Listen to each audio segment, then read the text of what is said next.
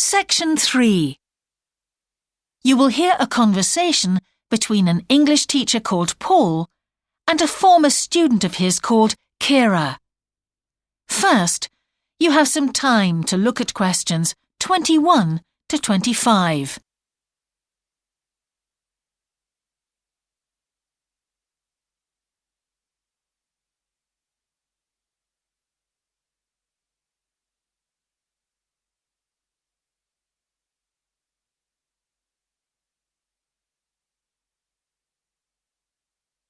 Now listen carefully and answer questions 21 to 25.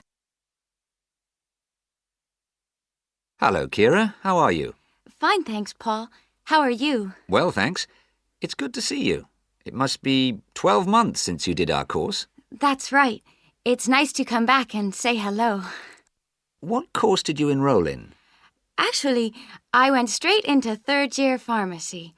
They credited me with 2 years, which probably made it more difficult for me. On the other hand, you were lucky to be granted credits. Is that why you chose the course? Yes, and as I'd already finished a course in it in my country, I thought it would be easier if I studied something I already knew. I didn't realize you went into third year. I thought you started in first year. No wonder it was so hard. And what do you think is one of the big differences between studying at a university here and studying in your country? Well, I found it very difficult to write assignments because I wasn't familiar with that aspect of the system here. The main problem is that the lectures expect you to be critical. That made me feel really terrible. I thought, how can I possibly do it? How can I comment on someone else's research when they probably spent 5 years doing it? I think a lot of people who come from overseas countries have similar problems.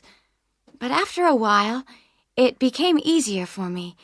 People expect you to have problems with the process of reading and writing, but in fact, it is more a question of altering your viewpoint towards academic study. How was the content of the lectures? Was it easy for you? I didn't really have many problems understanding lectures. The content was very similar to what I'd studied before. And what about the lecturers themselves? Are they essentially the same as lecturers in your country? Well, actually, no. Here they're much easier to approach. After every lecture, you can go and ask them something you didn't understand, or you can make an appointment and talk to them about anything in the course. Maybe you found them different because you're a more mature student now, whereas when you were studying in your country, you were younger and not so assertive. No, I don't think that's the difference. Most of the students here do it. In my faculty, they all seem to make appointments, usually to talk about something in the course that's worrying them, but sometimes just about something that might really interest them, something they might want to specialize in. The lecturers must set aside certain times every week when they're available for students. That's good to hear. Before you hear the rest of the conversation, you have some time to look at questions 26 to 30.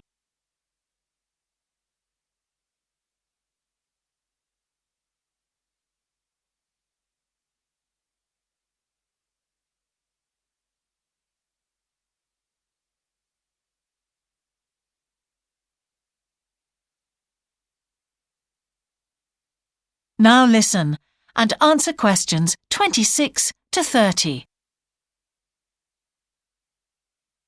And how was your timetable? Was it a very busy year? Oh, very, very busy. They make you work very hard. Apart from lectures, we had practical sessions in a lot of subjects. We did these in small groups. I had to go and work 4 hours every week in a community pharmacy. Actually, I enjoyed this very much, meeting new people all the time. Then in second semester, we had to get experience in hospital dispensaries. So every second day we went to one of the big hospitals and worked there. And on top of all that, we had our assignments, which took me a lot of time. Oh, I nearly forgot.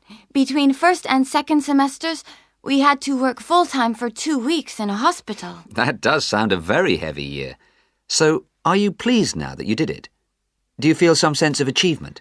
Yeah, I do feel much more confident. which I suppose is the most important thing.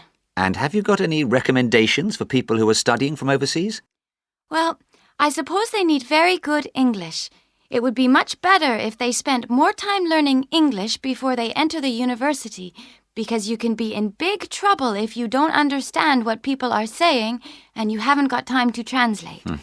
Anything else?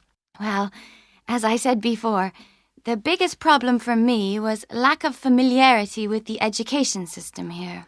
It sounds as if it was a real challenge. Congratulations, Kira. Thanks, Paul. That is the end of section 3. You now have half a minute to check your answers.